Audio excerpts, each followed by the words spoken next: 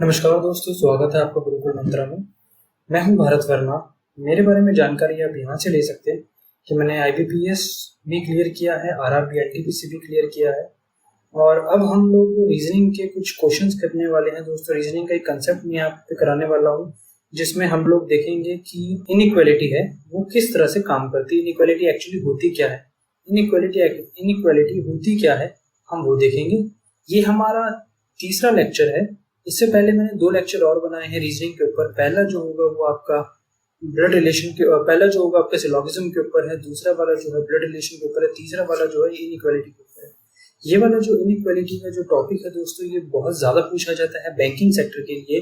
Banking sector हो गया या उसमें आपके जो बैंकिंग के ऊपर बेस्ड जो एग्जाम्स हो गए, like administrative officer, AAO, LIC में ये बहुत पूछे जाते हैं। ये वाले क्वेश्चंस 5-5 क्वेश्चंस का सेट आता है। सो इम्पोर्टेंट रोल है इसका भी, मार्क्स बहुत बढ़ा देता है ये इनइक्वालिटी, अगर आपको पता है। इनइक्वालिटी का मतलब क्या है? इक्वालिटी की जो फैमिली होती है उसको, उस इक्वालिटी की जो फैमिली है, इक्वालिटी ये है। और जो रिलेशन बताती है, जो ये साइन है इक्वालिटी का, उसके लेफ्ट साइड में और राइट साइड में जो भी आप वैल्यूज लेंगे या जो भी नंबर लिखेंगे, उन दोनों के बीच में रिलेशन बताने का काम करता है इक्वालिटी।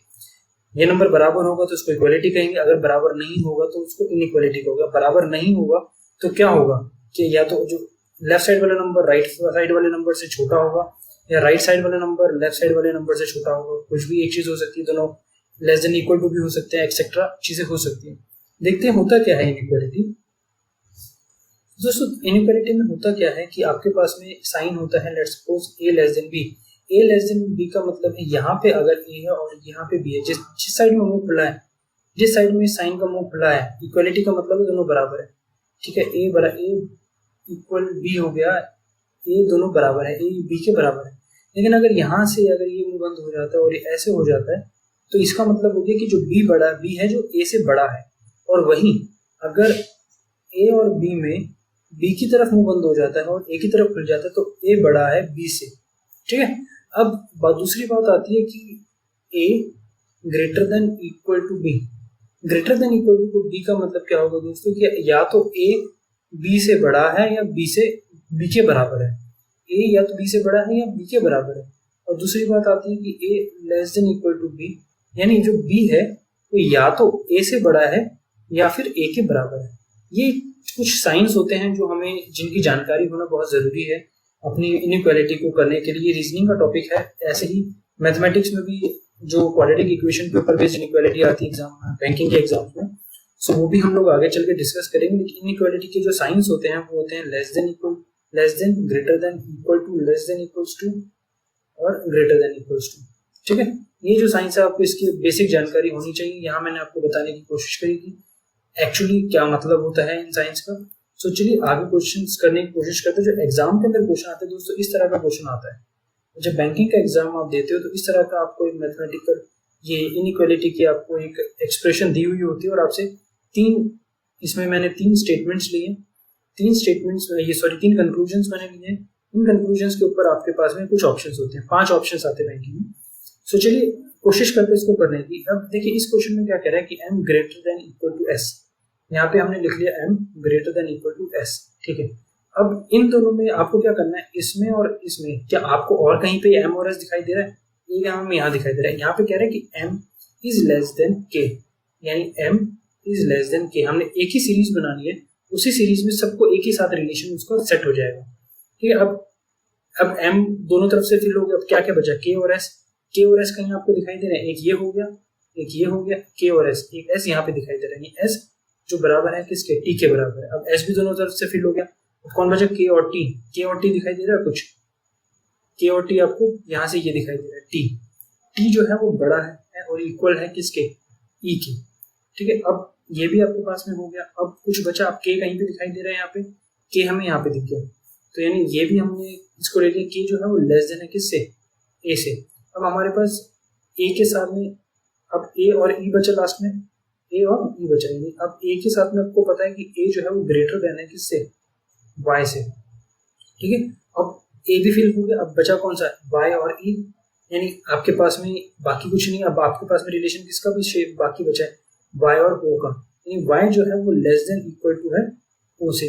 सो दोस्तों ऐसा करना होता है आपको, जब आप अलग अलग तरह की ये एक्सप्रेशन दी हुई हैं स्टेटमेंट्स में, आपको अलग अलग तरह के जो है इनइक्वालिटीज हैं दो के बीच में दी हुई, आपको क्या करना है, उसको सबको एक इक्वल करके, सबको एक जो कहते हैं ना कंबाइन करके एक एक्सप्रेशन बना देना है, जो आपके लिए इजी रहेगा जब आप इसको क्वेश्चंस को आप आंसर करेंगे। सो चलिए पहला देखते हैं, m ग्रेटर देन ई। या m आपके पास में यहाँ पे है और e आपके पास में यहाँ पे है। m ग्रेटर देन ई, यहाँ पे देखिए यहाँ पे है m greater than equal to e, बिल्कुल m is greater than s और s is equal to t और t is greater than e। यानी कह सकते हैं कि m ग्रेटर देन e, यहाँ पे ये कह सकते हैं कि m is greater than equal to, यानी ग्रेटर भी हो सकता है और s इक्वल भी है। सो यानी m ग्रेटर देन s है, s इक्वल टू t है और t ग्रेटर देन ये, यानी डायरेक्टली कह सकते हैं हम जो m होगा वो ग्रेटर होगा किससे, e से। यानी ये स्टेटमेंट, ये कंक्लूजन आपका ठीक हुआ।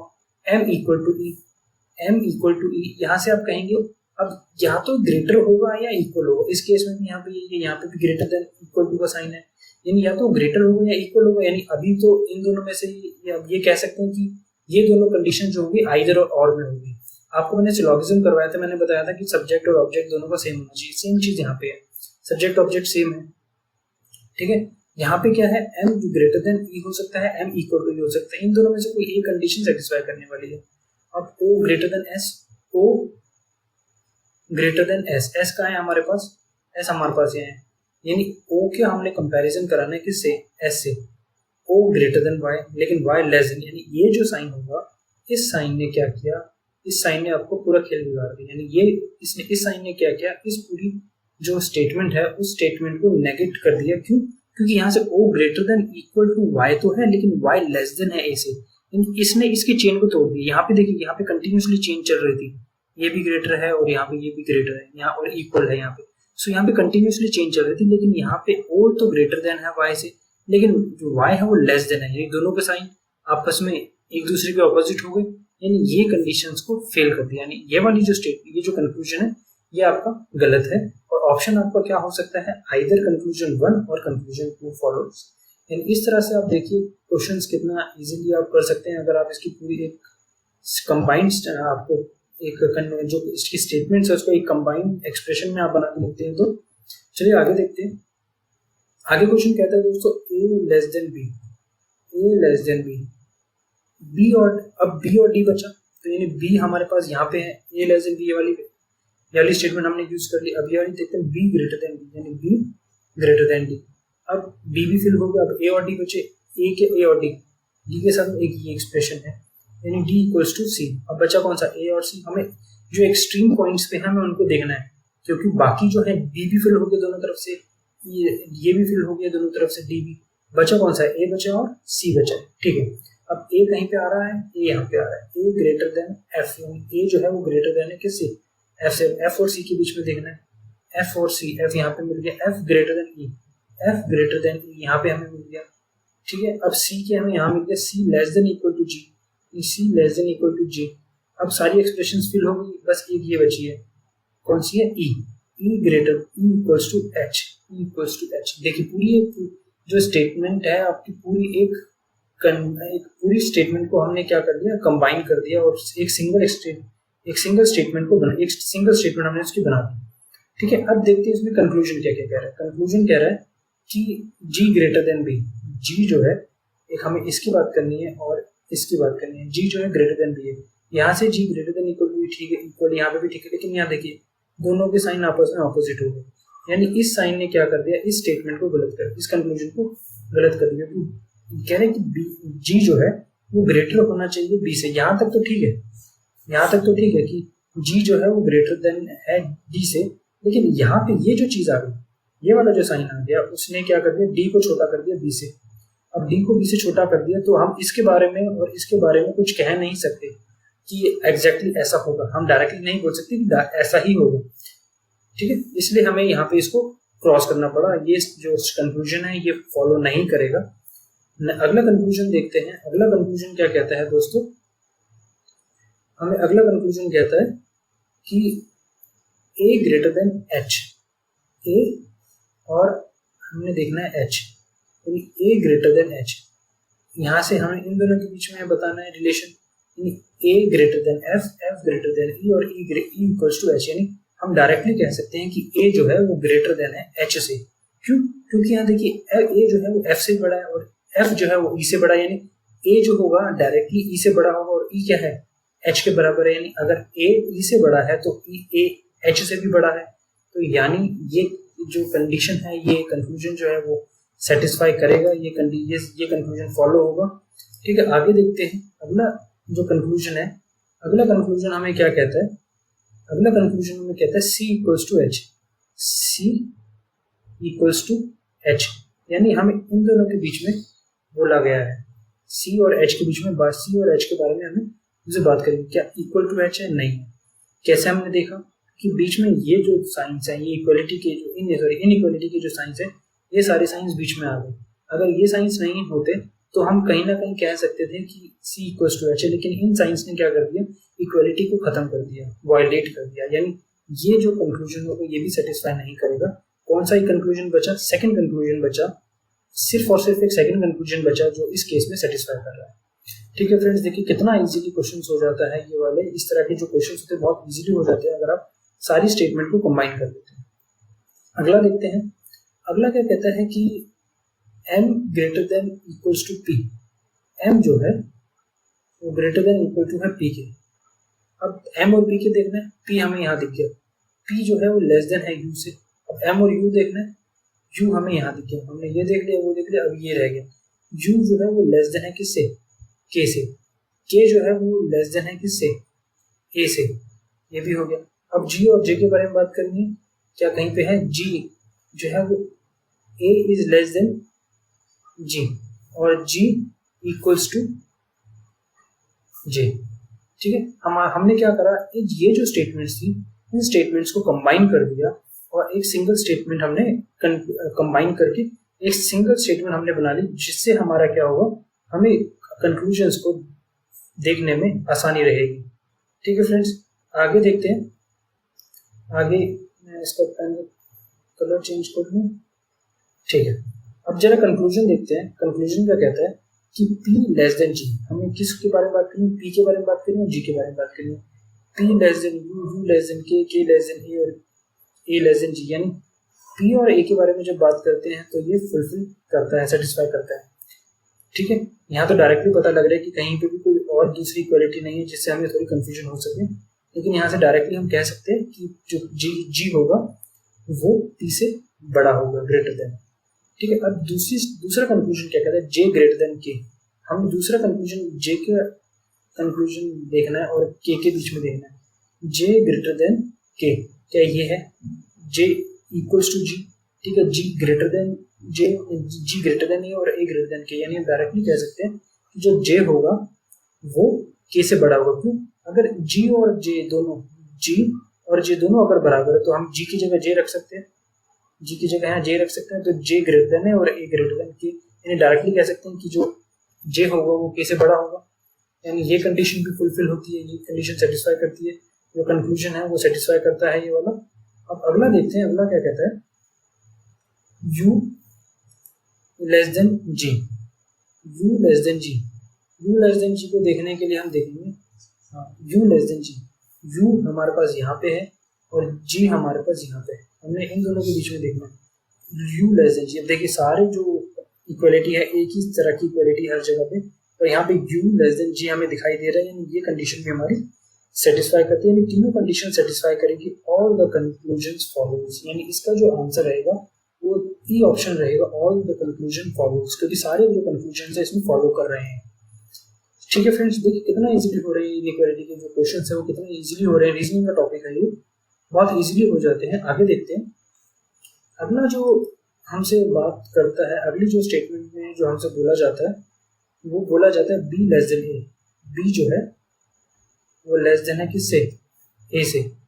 अब बी और ए में देखना है, A is less than O, A is less than O, हमने ये भी देख लिया। अब बी और ओ बचा, ओ हमें यहाँ दिख गया, O is greater than G, O is greater than G, ये भी हो गया। अब जी और बी बचा, G equals to H, G equals to H. अब बी और एच बचा, H is less than I, H is less than I. अब आई और बी बचा, I equals to J, I equals to J. देखिए हमने फिर इसको क्या करा, हमने इसको एक जो कंबाइंड स्टेटमेंट थी उसमें कन्वर्ट कर दिया। अब इसको जरा कंक्लूजन देखते हैं इसका, कि इसको कंक्लूड करने की कोशिश करते हैं कि जो हमसे बोला जा रहा है, वो एक्चुअली है क्या चीज़। जे ग्रेटर देन ए, जे हमसे जे के बारे में बात कर रहा है और ए के बारे में बात कर रहा है। जे ग्रेटर देन ए, यहाँ से अगर हम चलें तो ये ठीक है, लेकिन ये वाली जो इक्वालिटी है, इस इक्वालिटी ने काम खराब कर दिया, क्योंकि दोनों आपस में एक दूसरे के अपोजिट होगी, ये वाली भी और ये इससे, ठीक है। यानी ये जो एक इक्वालिटी है इसने पूरा काम खराब कर दिया, यानी इस कंक्लूजन को ये फॉलो नहीं करने देगा। क्यों? क्योंकि ठीक है, J equals to I greater than H, यहाँ तक ठीक है। H greater than G, H equal to G, यानी यहाँ तक ठीक है। अगर मैं ये कहूँ कि जी की जगह मैं जे रख दूँ, कि जी की जगह जे आ गया, यहाँ तक ठीक है। इसको एक तरह से कह सकते हैं कि क्योंकि यहाँ पे जो आपका ग्रेटर देन का साइन है, कि अगर जे जो है वो आई के इक्वल है और आई ग्रेटर देन है जे एच के, और एच इक्वल है जी के, तो हम कह सकते हैं कि ये इक्वलिटी क्या कर देगी, कि जो जे है वो ग्रेटर देन है जी के। यानी यहाँ पे अगर मैं जे रखता हूँ और ये इक्वलिटी का साइन हमारे पास उल्टा आ गया, तो हम इस स्टेटमेंट के बारे में कुछ भी, इस कंक्लूजन के बारे में हम कुछ नहीं कह पाएंगे, क्योंकि ये एक दूसरे को मतलब सेटिस्फाई नहीं करेंगे। ये आपस में इन दोनों को जो साइन होगा वो ऑपोजिट हो गया, ठीक है। यानी ये कंक्लूजन जो है वो सेटिस्फाई नहीं कर रहा। अगला कंक्लूजन देखते हैं, बी ग्रेटर देन एच। अगला कंक्लूजन देखते हैं इसमें कि जो बी है वो ग्रेटर देन है एच के। बी और एच के बारे में हमने बात करी, बी ग्रेटर देन। अब देखिए यहाँ से ही चीज खराब हो गई कि बी के साथ में जो है वो ये वाला साइन है, लेकिन यहाँ पे तो उल्टा साइन है, यानी ये भी फॉलो नहीं करेगा, ठीक है। अगला कहता है कि आई लेस देन ओ, आई लेस देन ओ। यहाँ तक आई के साथ में देखो ये वाला साइन है, लेकिन यहाँ पे तो उल्टा ही साइन है, यानी ये भी फॉलो नहीं करेगा, यानी none follows, none of the conclusion follows. लेकिन ये भी बड़ा आसानी से हो गया क्वेश्चन, इसमें भी कोई बड़ी बात नहीं रही क्वेश्चन को सॉल्व करने में। आगे देखते हैं, अगला क्वेश्चन कहता है दोस्तों, इसको भी अगर सिंगल स्टेटमेंट बनाने की कोशिश करें कि आर ग्रेटर देन आई और आई इक्वल्स टू एन और एन ग्रेटर देन पी, ठीक है। और अब ये बात आ रही है कि जो आर है इसको सेंटर पे रख दिया, R is greater than equals to Y और R is greater than K, हमने इसको ऐसा कर दिया, ठीक है। एक ही बात है, यहाँ पे कह रहे हैं कि are is greater than K, और हमने यहाँ कर दिया R is greater than K और R is less than equals to Y और R is less than equals to Y, ठीक है। अब एन ई और जेड के बारे में बात हो रही है, एन यहाँ पे आ गया, ठीक है। एन को हमने यहाँ पे इसको रखा और N is less than equals to E और E is less than Z. हमने क्या करा, पूरी साइकिल चलाई, यहाँ से लेकर ऐसे एक साइकिल चला दी। हमने सारी स्टेटमेंट्स को, ये एक तरीका है कि हम किस तरह से अपनी जो स्टेटमेंट्स होती है उसको कंबाइन करते हैं, इस स्टेटमेंट्स को कंबाइन करने का तरीका है, ठीक है। अब जरा कंक्लूजन देखने की कोशिश करते हैं, कंक्लूजन क्या कहता है, एक बार कंक्लूजन देखते हैं, एक सेकंड।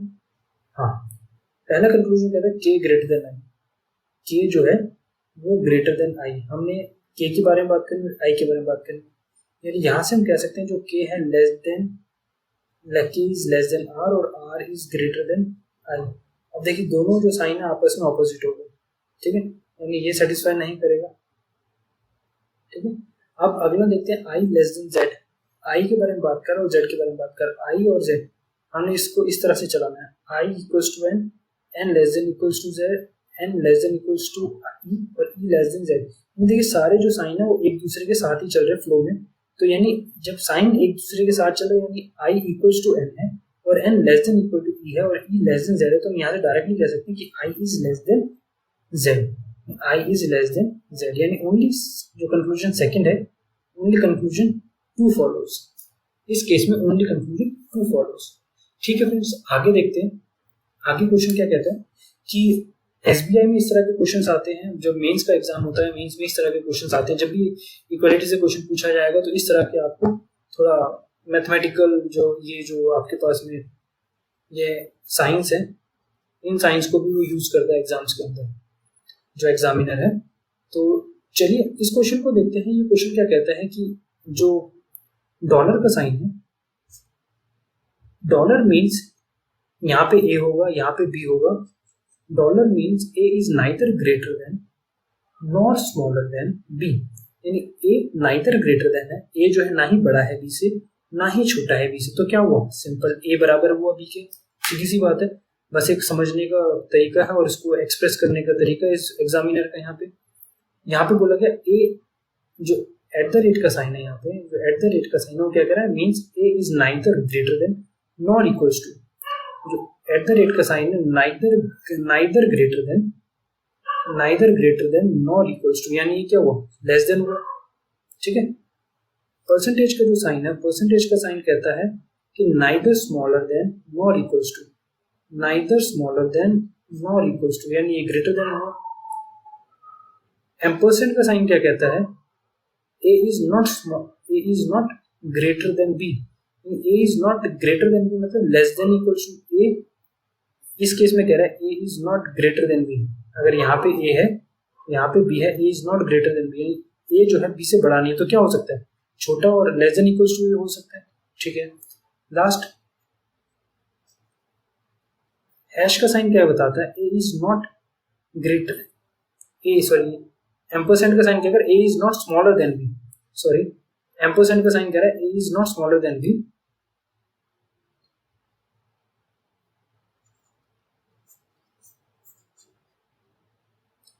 ठीक है।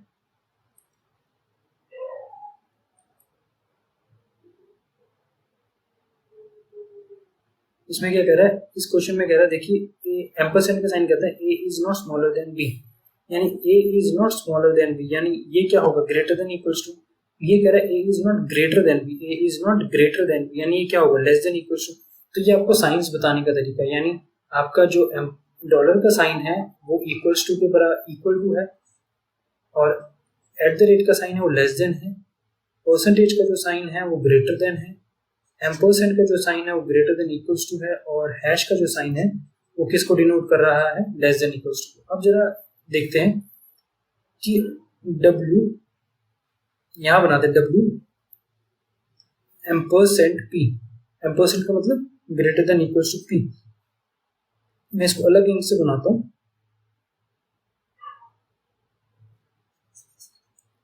ताकि आपको प्रॉब्लम ना हो, इसको अलग इंक से बनाता हूं मैं, यस, ठीक है। W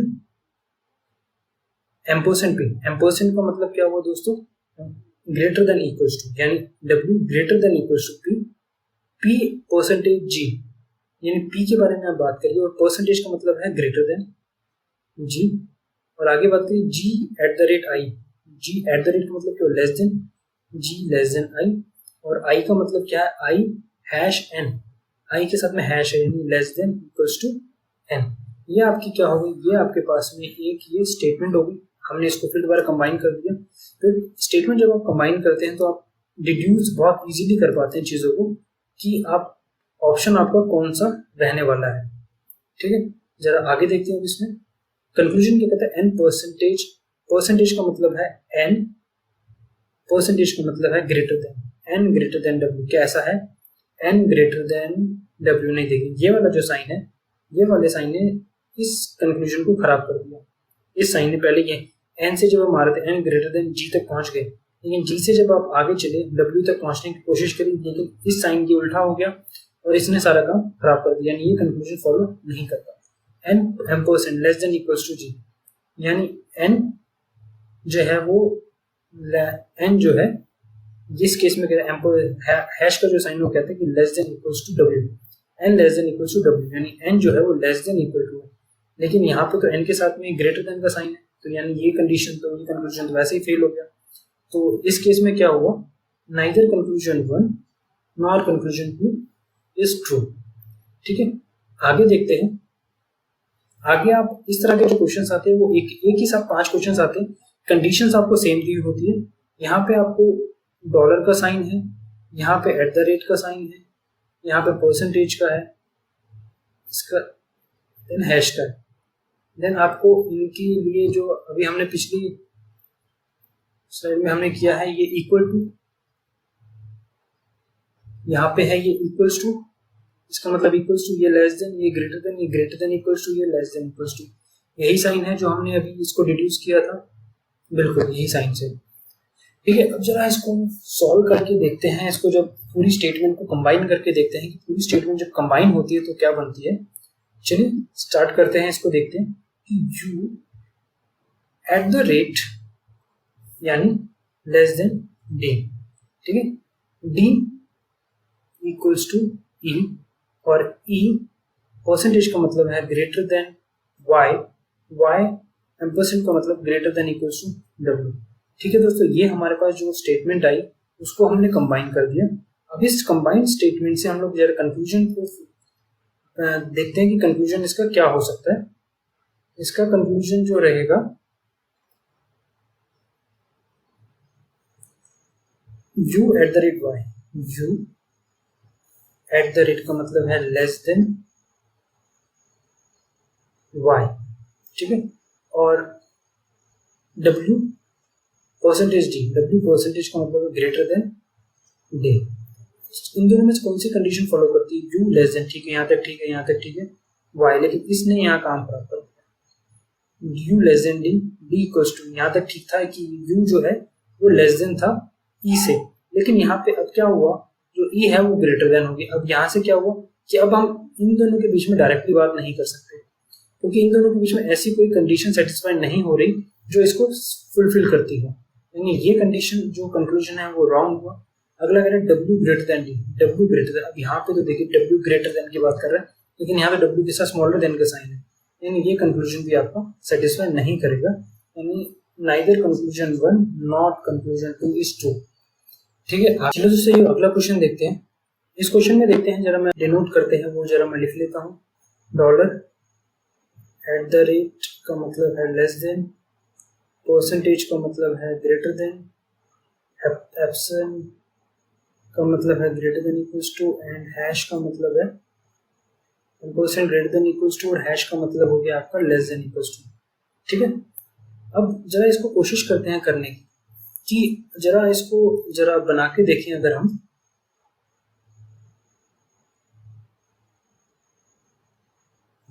इसको जरा स्टेटमेंट को कंबाइन करके देखते हैं। z परसेंटेज का मतलब क्या हुआ, greater than n, n hash का मतलब क्या हुआ, less than equals to k, dollar का मतलब क्या हुआ, इक्वल्स टू n, और एट द रेट का मतलब क्या हुआ, लेस देन r। ठीक है फ्रेंड्स, इन साइंस का ये मतलब हुआ। अब देखते हैं कि कंक्लूजन क्या कहता है। कंक्लूजन को जरा देखने की कोशिश करते हैं। कंक्लूजन आपका कहता है कि m dollar n, m dollar का मतलब इक्वल्स टू n, ऐसा कुछ है, m इक्वल्स टू n, यानी यहाँ पे इक्वलिटी है, इसलिए हम बोल नहीं सकते कि m n के इक्वल होगा, इसलिए ये कंक्लूजन फॉलो नहीं करता। ठीक है, m परसेंटेज का मतलब greater then, m greater than n, क्या ऐसा कुछ है, m greater than n।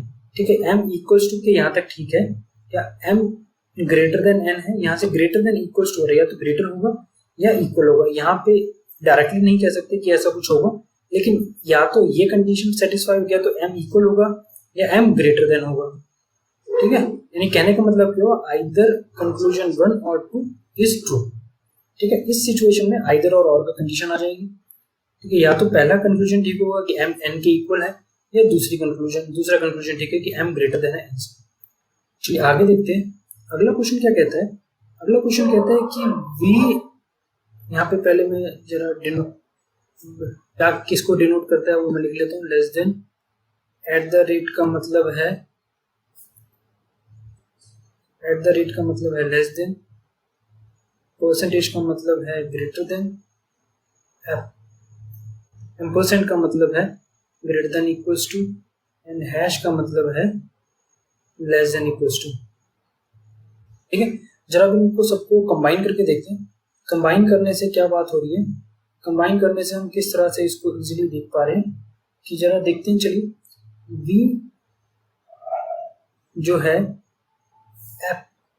Ampersand d, यानी v जो है greater than equals to d, d percentage यानी d greater than t, k dollar t, यानी k डॉलर t का मतलब क्या हुआ, ये हमें क्या कहेगा, डॉलर का मतलब है k इक्वल्स टू टी यानी t इक्वल्स टू k हम ऐसे लिख सकते हैं, और k हैश का मतलब क्या हुआ, लेस देन इक्वल्स टू, यानी ये वाली जो हमें स्टेटमेंट कहेगी k less than equals to f, यानी k जो है वो लेस देन इक्वल्स टू है f के। यहाँ से डायरेक्टली चीजें आ गई हमारे पास में। ठीक है, अब जरा देखते हैं इसको, हम जब इसको कंक्लूजन करेंगे तो कंक्लूजन हम किस तरह से इसको देख सकते हैं। कंक्लूजन के लिए आप देखेंगे कि एफ वी जो परसेंटेज है एफ, यानी इस सिचुएशन में कह रहे हैं कि जो वी है परसेंटेज का मतलब हुआ greater then F, V greater than F, ऐसा कुछ है कि ठीक है। यहां से जब हम लोगों ने चलना शुरू किया, कलर चेंज कर दो पेन का,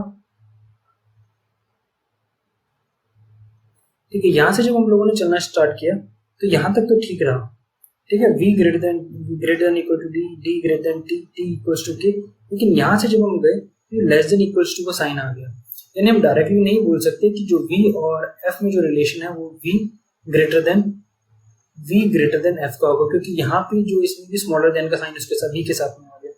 ठीक है, ये जो दोनों साइन है ये आपस में एक दूसरे के ऑपोजिट हो गए, या ये जो दो साइन है एक दूसरे के ऑपोजिट हो गए, यानी हम डायरेक्टली ये नहीं कह सकते।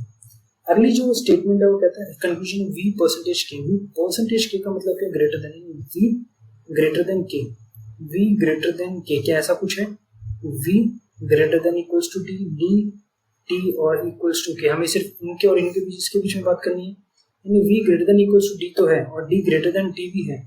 ठीक है, और t इक्वल्स टू k, यानी t की जगह हम k रख सकते हैं, तो हम डायरेक्टली कह सकते हैं कि जो v होगा वो ग्रेटर देन होगा, इसकी वजह से कि v जो है वो ग्रेटर देन होगा k के।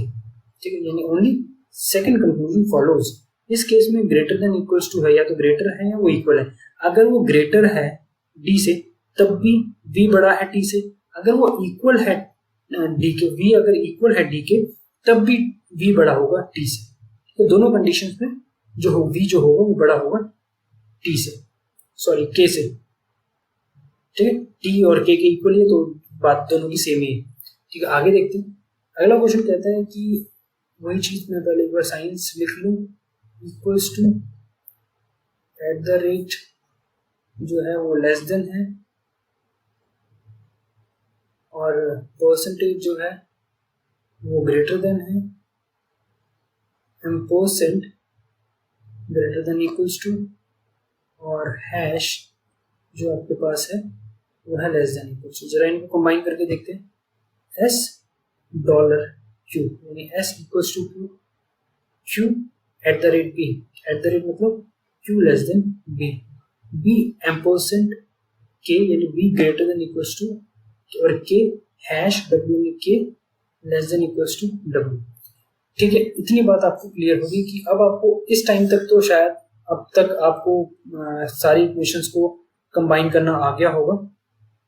यहाँ तक आपको सारी इक्वेशंस को कंबाइन करना आ गया होगा, जो भी आपको स्टेटमेंट में दिया हुआ है सबको कंबाइन करना अभी सीख लिया होगा। अब जरा देखते हैं कंक्लूजन क्या कहता है। कंक्लूजन कहता है कि W परसेंटेज के, W परसेंटेज का मतलब क्या हुआ, ये वाली चीज है, यानी W ग्रेटर देन के, और S eight the rate B, S eight the rate B यानी S लेस देन B। अब जरा देखते हैं कि कौन सा इसमें से कंक्लूजन जो है वो सेटिस्फाई करेगा, कौन सा कंक्लूजन सेटिस्फाई करेगा। यहां से ये हो जाएगा आपका W ग्रेटर देन के, W ग्रेटर देन के, W ग्रेटर देन के, तो डायरेक्टली यहीं आ गया W ग्रेटर देन के, और यहाँ पे बोला गया है कि S less than equals to B, S less than S less than B, इन S लेस देन B और W greater than K, S less than B और W ग्रेटर देन के। अब आप सोचिए अब क्या होगा। चलिए ठीक है, ये तो आपकी बात ठीक है कि जो B होगा वो ग्रेटर देन है S से, यानी ये कंडीशन तो आपकी सेटिस्फाई होगी। ठीक है, अब यहाँ पे देखिए ये कह रहे हैं कि W ग्रेटर देन के, W ग्रेटर देन के, लेकिन यहाँ पे हमारे पास क्या है, ग्रेटर देन इक्वल्स टू, यानी W ग्रेटर भी हो सकता है और इक्वल भी हो सकता है। हम डायरेक्टली कह नहीं सकते कि क्या सही होगा, इसलिए ये आपका एग्जैक्टली नहीं कह सकते W ग्रेटर देन के होगा, क्योंकि W greater than equals to K है, W ग्रेटर देन के नहीं है, ग्रेटर भी हो सकता है और इक्वल भी हो सकता है। यानी ओनली कौन सी कंक्लूजन फॉलो करेगा, only set conclusion two follows. ठीक है दोस्तों, सो आज के लिए होपफुली आपको मैथमेटिकल इक्वेशंस जो हैं ये मैथमेटिकल इनइक्वालिटीज हैं, या इसको कह सकते हैं कि जो सिंपल इनइक्वालिटीज हैं, वो आपको समझ में आई होगी कि कौन सा साइन कैसे होता है और कैसे स्टेटमेंट्स को कंबाइन किया जाता है। सो आज की वीडियो को मैं यही कंक्लूड करूँगा। सो अभी के लिए थैंक यू।